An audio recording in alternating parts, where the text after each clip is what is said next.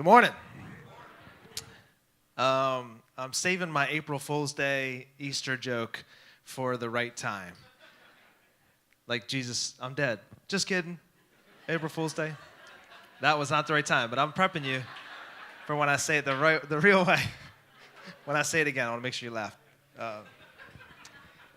Man, good morning. Good to see you guys. Really pumped to be here today. Before we get into our message, I do want to let you know next week we start a series. It's called Occupy All Streets, and it is a follow-up to our Mission Baltimore series. Not Occupy Wall Street. We're going to occupy all streets. Can we say that together? Occupy all streets. That's right. It's what God called us to. It's really a mission message or mission series about the Great Commission, about what we are called to as a church. And we're going to end our series on a Vision Sunday and get a chance to share with you what God's called us to for this year, what doors we feel He's opening up for us. And so I'm super pumped about it.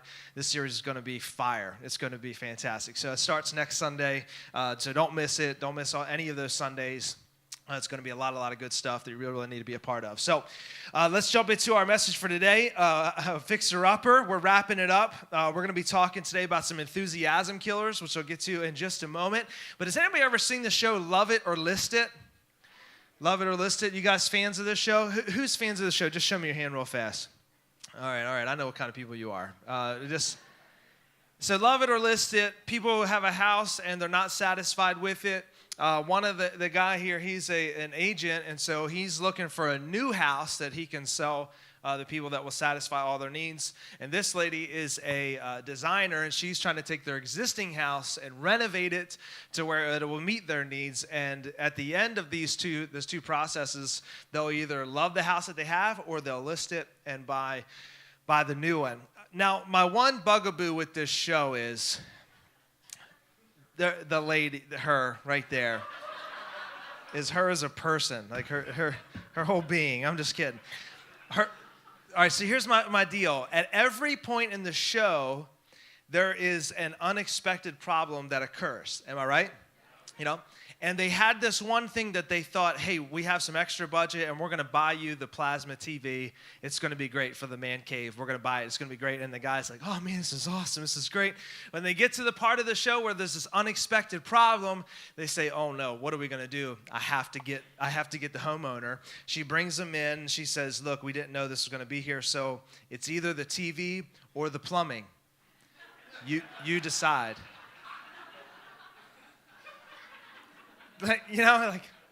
Obviously the TV. We don't need water down here. It's priorities. But every single time, it's this she's like, she sells it so hard too. Oh my goodness, they're going to be so disappointed. It's going to ruin it. I know this, they're not going to, and the contractor's like, hey, I'm sorry, I just do my job, and then she brings them in, and I'm so sorry. Every single show, it took me about 2 to realize this is planned, right? Call me a slow learner, but I'm like, all right, okay, I get it now. This is part of the deal. But I can't watch it for that very reason. But if you've ever had a renovation in your house, you know this is true. Renovations take longer than expected and cost more than they're estimated, right?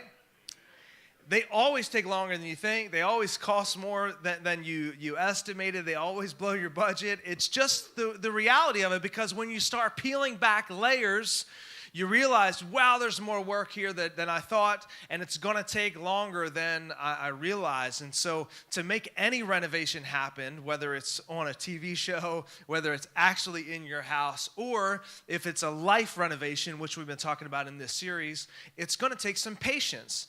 But in addition to patience, it's going to take some enthusiasm to get yourself through, because you will hit a wall where it feels like the joy of the renovation, the vision of the renovation, the plan that you saw in your mind, that joy of seeing that come into fruition is just going to get sucked out of your life, because you hit a wall and you're like, you know what, we should have never even done this. I should have just kept it the way it was. This is a huge mistake. I can't believe we were doing this. Man, this is such a disaster. There's going to come a moment where you're going to need some extra patience, but more importantly, you're going to need some enthusiasm to carry you through the full process. Last week, I started talking about Nehemiah. It's an Old Testament, book in the Old Testament. Nehemiah, who was working as a cupbearer for the king, and the king was the king who took the Israelites into exile. He hears what's happening in Israel as the king sends some people back, and so Nehemiah says, hey, there's some work to be done in Jerusalem. I'm going to go back, and I'm going to be a part of the renovation process of the city. And so we sort of laid that over. We juxtaposed that story over our own hearts and the renovation that's needed to be done inside. And we talked last week, before any brick was picked up, that there needed to be a ton of work done in Nehemiah's heart before he set out to do any job, any project, anything having to do with the walls. And so last week we talked about this idea of needing some heart transformation before we do anything inside of our own life. Well, today I want to talk about how they finished the wall. They finished the wall in 52 days. It's a huge wall. Again, I was there. I saw it. I know. Here we go. Sorry. This is the new reality, okay? 52 days. It's a massive project. It took him 52 days. But historians, some scholars believe that it took 4 months from the time Nehemiah heard about it to the time he actually started it. 4 months to do a 52-day project.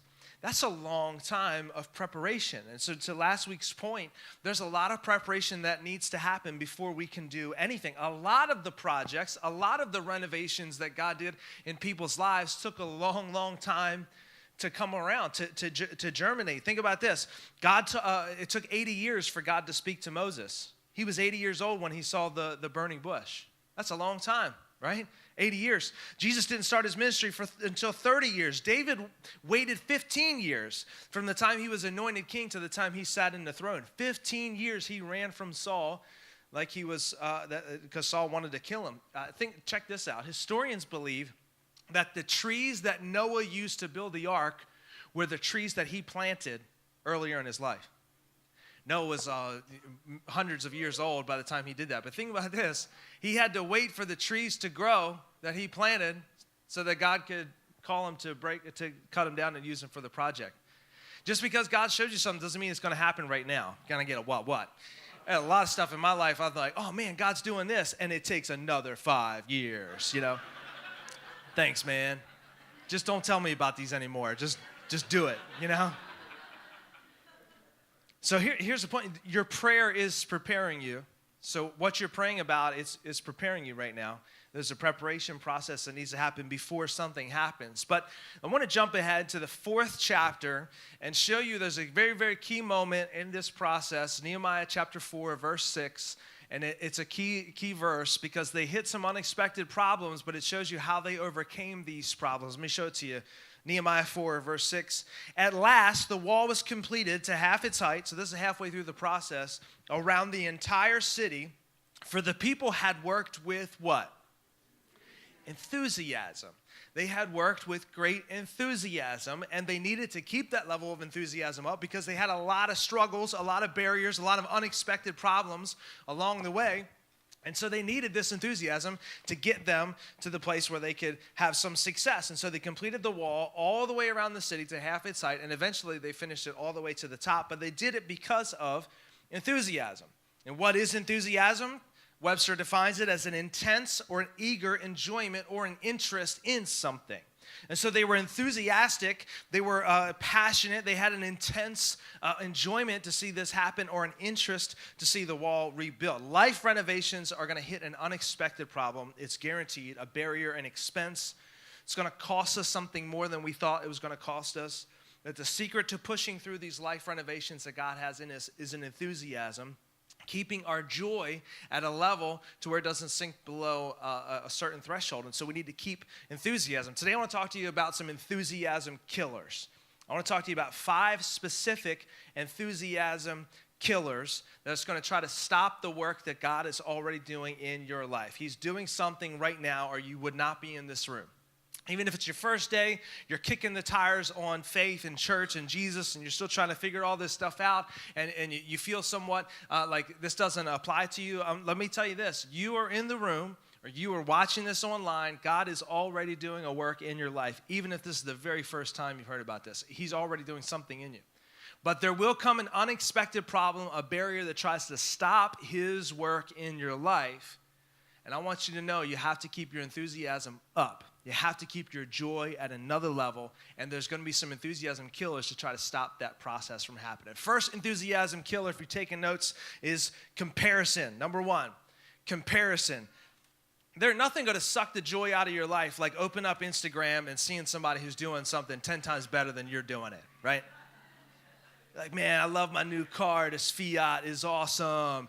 And your friend just bought a Mustang or something. You know, like some kind of car that's just crushing your dreams just like this. Comparison, Roosevelt said, comparison is the thief of joy, right? When you compare yourself to another person's life, it's going to suck the joy right out of you. Malcolm Gladwell, a great writer, he wrote a book called David and Goliath, and I want to read you an excerpt to it. It's really, really interesting. He's a sociologist. He wrote for The New Yorker. He's wrote a ton of books. Brilliant, brilliant guy. In his book, David and Goliath, he wrote this.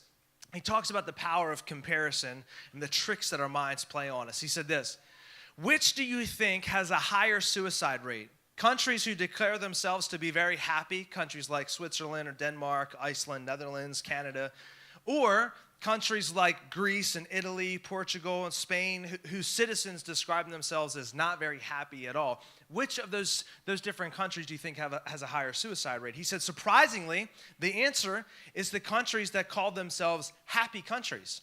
It's a phenomenon based on how all of us human beings begin to compare ourselves in broad context. For example, we don't say, well, I only make $25,000 a year, but in comparison to the whole world, we are in top 5% of the income earners. No, we say, I'm broke and I wish I had more money, just like my friend who got a new car. We are comparing ourselves to the next level up. Gladwell says, if you are unhappy in a place where everyone else around you seems unhappy, you don't really feel that bad. But if you were depressed, everybody's life sucks. He says, but if you're depressed in a country where everyone seems to always have a smile on their face, it makes you feel even worse. Hence, suicide rate goes up. The same is true for the positive things that happen in your life, too. If you get a promotion, but it seems like everyone else around you is getting a promotion, it doesn't actually feel that special. If you get engaged, but the same weekend one of your friends gets engaged, there's a sick part of us that somehow feels they are taking away from our moment. Guys don't know what that feels like, but ladies know that feeling. For real, my rock's not as big either. There's something weird in us that comparison sucks the joy out of us, but what do they have to do with what's happening in our life? You ever ask that question when you're in that moment and you feel down on yourself, even though everything's good, everything that's happened in your life feels good, but in comparison to what's good in other people's lives, you feel down and depressed. What do they have to do with what's going on in us? It's this secret enthusiasm killer called comparison. Even the Apostle Paul wrote about it in Galatians. Check this out, Galatians 6, 3 and 4. He says, if anyone thinks they are something when they are not, they deceive themselves. And how do we get to that level? Verse 4, each one should test their own actions. Then they can take pride in themselves alone without comparing themselves to someone else. Comparison kills enthusiasm. We need to be attentive to our own work, to what God has called us to. Get our eyes off of everyone else. Stop comparing ourselves to others. Do you compare yourself? Your marriage, your relationship, your job, your kids, your stuff.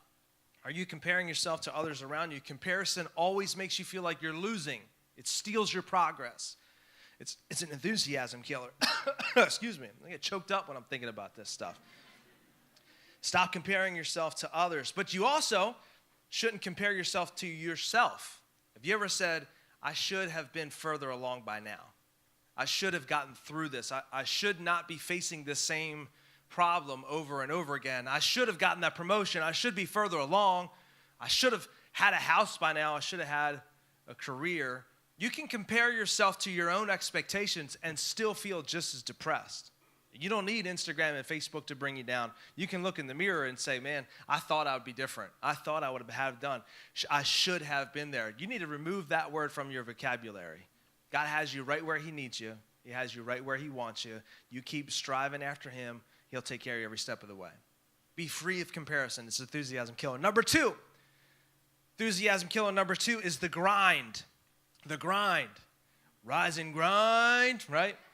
If you're in a company like that, man, they pride themselves on the grind. Man, I've been at it all night. I've just been killing it, just making money. I'm making money right now, you know. You know what I'm talking about. I love this quote by Mozart. It says, "The music is not in the notes, but in the silence between." Woo! The music is not in the notes, it's in the silence between. Without silence, it all becomes white noise. All the sounds at one time becomes annoying. It's the rest in between that gives the noise value, that gives the notes value. Wow. If you think about the pattern of your life, the rhythms of your life, rhythm is the practice of resting in between the important things. Without rhythm, it just becomes stress. All the good things in your life just become white noise. You can't focus on them. You can't celebrate them. You can't allow them to soak into your life. You need some rest in between. The grind will suck the enthusiasm out of your life. It will suck the joy out of your life. Jesus was talking about the words of his, the seed of his teachings going out and landing on the hearts of the people in the crowd. And he said there are different types of soil that it's landing on. There are different types of heart conditions. And one of them, he said, it's a rocky soil. I want to show you this. Matthew 13, verse 22. He said, the seed that's falling among the thorns refers to someone who hears the word, but the worries of this life and the deceitfulness of wealth choke the word, making it unfruitful. The thorny soil. He says, when the seed, my word, falls on the thorny soil, the worries of life, and this is a crazy phrase, the deceitfulness of wealth. Ouch, but we could spend all day just on those three words, the deceitfulness of wealth. They steal it. They choke out the word, and it becomes unfruitful. It's not lost on me to know what it feels like to sit in a room like this. If you've got a ton of stuff going on outside of here, you can hear the sound of my words, but you're actually thinking about what's happening outside the room, right? Anybody ever been there? Hopefully not right now, not in this moment. A different preacher. I know, I get it. But you're listening and you're like, yeah. But your mind is way somewhere else. You're worried about other things in your life. I mean, how brilliant was Jesus? He knew just because you heard it doesn't mean you actually got it, you know? That it didn't sink down and take root in your heart. It says it chokes out the word and it becomes unfruitful. You could attend church every Sunday for the rest of your life, every single day for the rest of your life. But if your mind and your heart is elsewhere, it would be useless to you. The reason we do worship at the beginning is because it gets our heart and our mind in the right place. It allows us time to focus.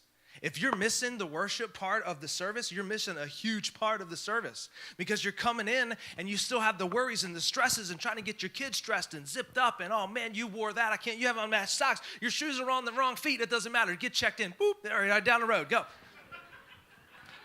Run into the room. Hey, guys, how you doing? Oh, man, God bless. It's awesome to be here. You know, it's just fantastic. Praise God. Okay, Pastor Chris is talking. You got so much going on in your mind that it's going to take halfway through my message to really kind of settle into the moment. The importance of worship when we come together is it allows us to go, man, life's tough. Woo, but I'm going to get my eyes on Jesus. Man, he is awesome. Yeah, he's awesome. About third, fourth song, you're like, yes, God's awesome. Woohoo! If you feel comfortable, you got your one hand in the air. Maybe you don't feel that comfortable. You got kind of down here like this. I hope people don't see me. You got your sway on. All right. Amen. High five 5 people. I'm going to sit down. And when the word comes, when the seed is given, it lands on good soil. The soil is up to you. The soil's up to you. Jesus himself was saying, I'm talking, and these people are not going to get it because they're worried about what's going on in their life outside of here. Jesus. Now, I'm no Jesus, but if even Jesus says when he talks, people don't get it, how much less do you think you're going to get it if I'm talking and you're worried about something else?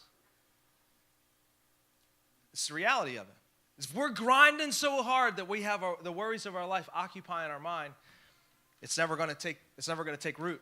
We need margin in our life. Create margin. Margin is the space between where you are and your limits.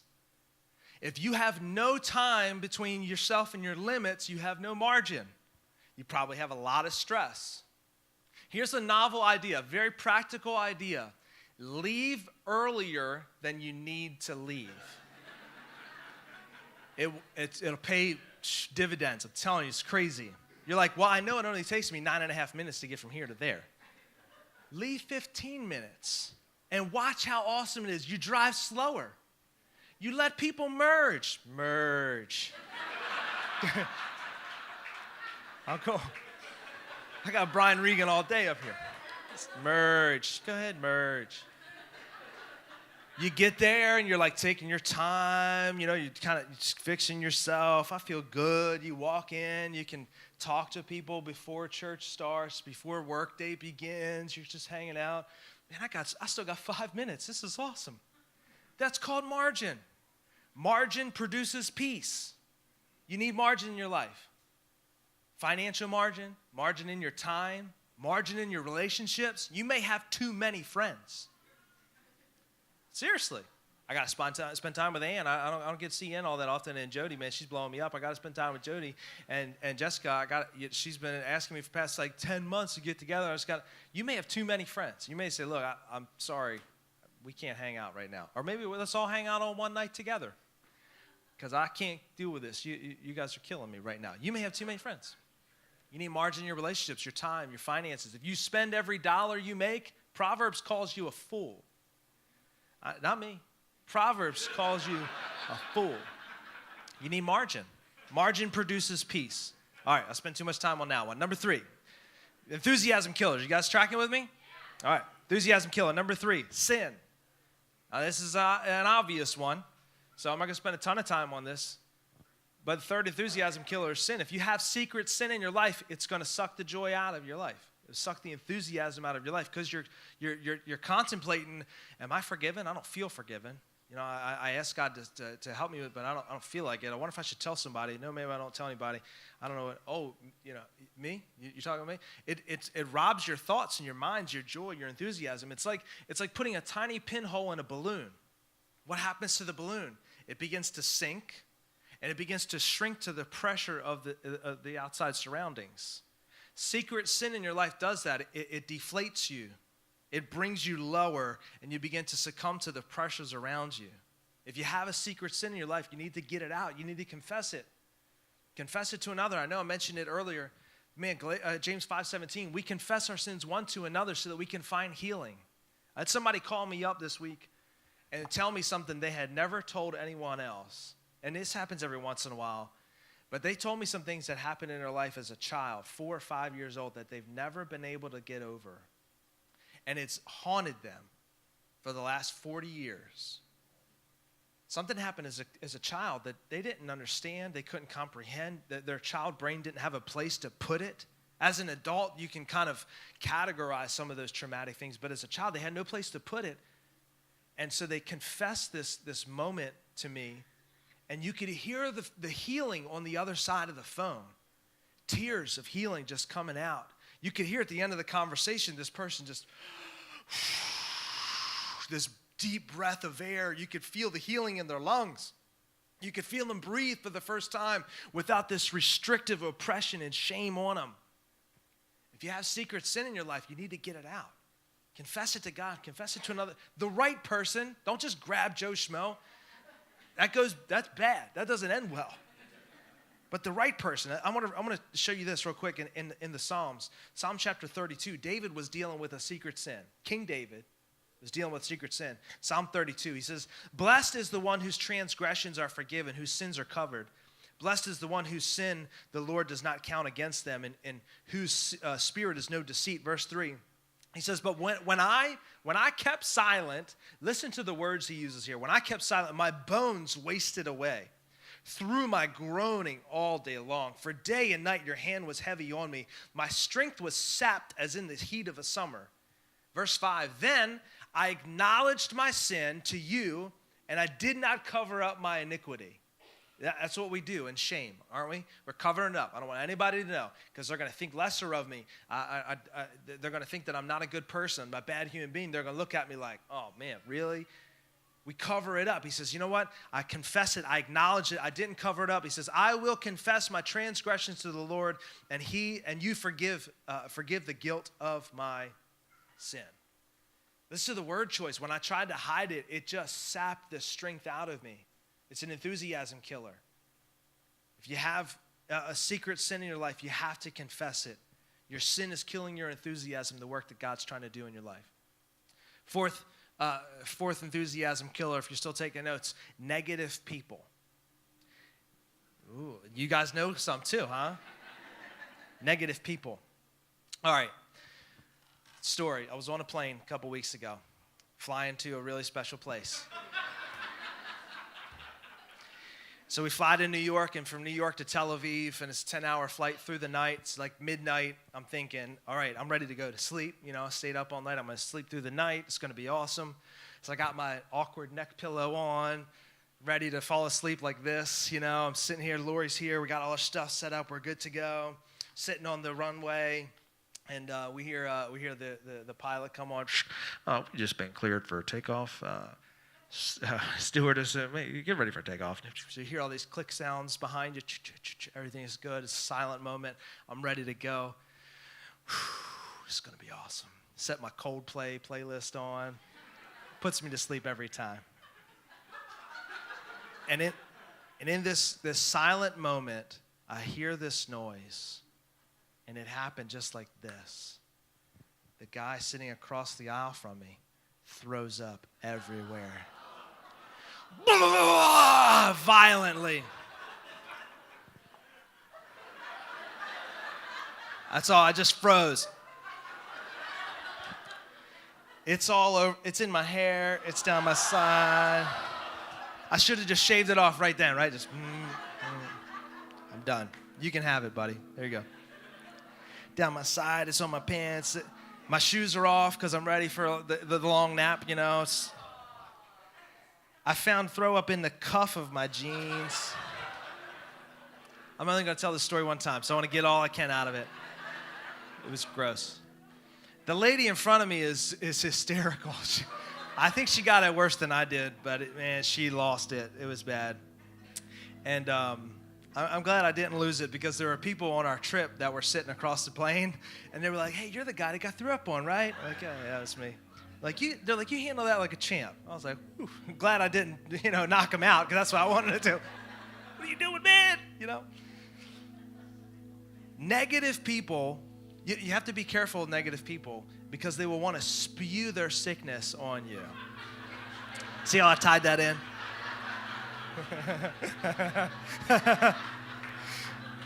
No, but really think about this. He didn't mean it. He couldn't help it, and I felt terrible for the guy. I really did. They moved him, thank God, to another place. He didn't throw up anymore. But if you think about the negative people in your life, they sometimes they can't help it, but they just constantly spew this negativity out, and it's like it's gross. It's on you. You're like, gosh, would you just stop being so negative? Stop playing the victim. Stop blaming all these things in your life. But negative people do this, and I started to think, why? What causes them to do this? And then I realized they have succumbed to the enthusiasm killers. Check this out. The reason they're negative is because they're eat up with comparison. They are constantly comparing themselves to somebody else. The reason they're so negative is they're losing the battle against the grind. They've bought into the idea that the grind is going to save them, that it's going to be their salvation. It doesn't. And it just eats them up inside. They have secret sin in their life, and they don't know what to do with it. And here's the thing. When you get freedom from comparison, it magnifies how much it's on their life. And they see your freedom, and it just comes out of them. They see that you're free from the secret sin. You're not held into an addiction anymore. And the fact that they're losing the sin battle, that they still have secret sin in their life, it just eats them up, and it becomes a sickness inside of them. Negative people don't choose to be this way. It's a sickness, and it just comes out all the time. It's because they're losing the battle against the enthusiasm killers. They have no margin in their life. They have no space. The grind is eating them up. They have a secret sin in there. The comparison is just all over the place, and it causes them to be negative. If you don't want to be a negative person, fight these enthusiasm killers. You'll find freedom every step of the way. Last enthusiasm killer, number 5, lastly here this morning, is fear. Enthusiasm killer number 5 is fear. I heard a fact about the African impala. It's an astounding animal. It has this remarkable leaping ability. It can leap 10 feet 10 feet high and like 30 feet long. At full speed, it can jump like 30 feet. It's crazy. And they said you would think that zookeepers have difficulty keeping these impalas within closed cages because they could just jump right out. But they found that an impala will not jump where it cannot see the landing. And so all they need is a 3-foot wall, and these impalas are stuck behind these closed doors. That's what fear does to us. You have the ability to overcome so much stuff in your life, but the enemy throws a smoke screen and you say, well, I don't know where God's leading me. I can't see it, so I think I'm just going to stay here. I'm going to give up. I'm going to stop fighting so hard. God may be calling you this morning. He may be leading you to deeper places in Him. He may be wanting to do a great deep work inside of your life, but you're scared to death because you don't see what's on the other side of your leap of faith. Maybe He's calling you to stop comparing yourself to other people. Maybe you just need to delete social media off of your phones for a while. Stop logging in. You won't miss anything, I promise you. Anybody fasted during the 21 days of fasting? When you logged back in, you had like 2 comments and a ton of game requests, right? Like, wow, 21 days of my life would have been sucked away for nothing. And plenty of political arguments. They're to all over the place.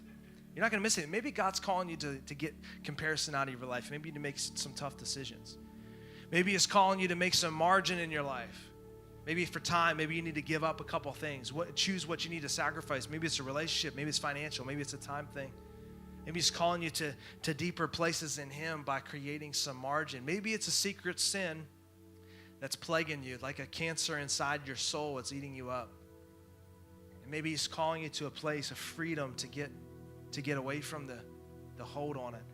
But you're scared because you don't know what's on the other side of the leap of faith. I don't know what's on the other side, but I know who is on the other side. And Jesus will meet you there every single time. So don't let fear hold you back. Don't let fear keep you where you are. He wants to do a work in your life, a renovation in your heart that's going to be so amazing when it's all finished and complete, and you get a chance to step back and look like, man, look what God's done in me. I used to react like this. I would have done this in this situation. I would have turned to that substance in the past. On this stressful type of work day, I would have went and done that. But look what God has done in my life. He's renovated me. I'm a completely different person. But you'll never get there if you let fear stop you from making the leap. If you allow these things to suck the enthusiasm out of your life, you'll never get to that place. You'll give up. And people will come up to you and see your life and see your heart, and it'll be kind of half done. I still go to church. I'm still in small group, but I still have the same actions and reactions. I'm still hanging around the same people. I'm still addicted to the same things. I have a form of godliness, but I'm denying the power because I haven't really dove all of the way in. Don't let fear stop you. God is doing a work in your life, and it says He's faithful to complete the work that He begins. But we have to let Him do His job. So I'm going to ask you to take a posture of prayer this morning, all across the room, heads bowed, eyes closed if we could.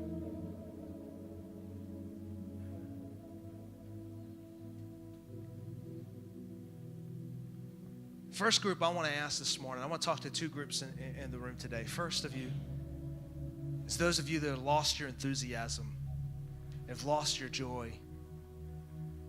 You're here, but you just feel like an unfinished work.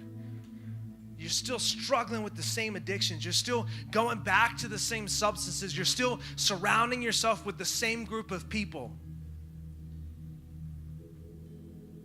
If that's you this morning, I just want you to lift your hand up. I'm not going to count you guys, but I just want you as an act of faith just to say, you know what? I haven't let God finish his work in me. And we are all incomplete. We are all incomplete. But you know specifically, there's things that you're not letting God get his hands on because you don't want him to take it from you. If that's you this morning, I want you to put your hand up. Nobody looking around. This is just between you and him.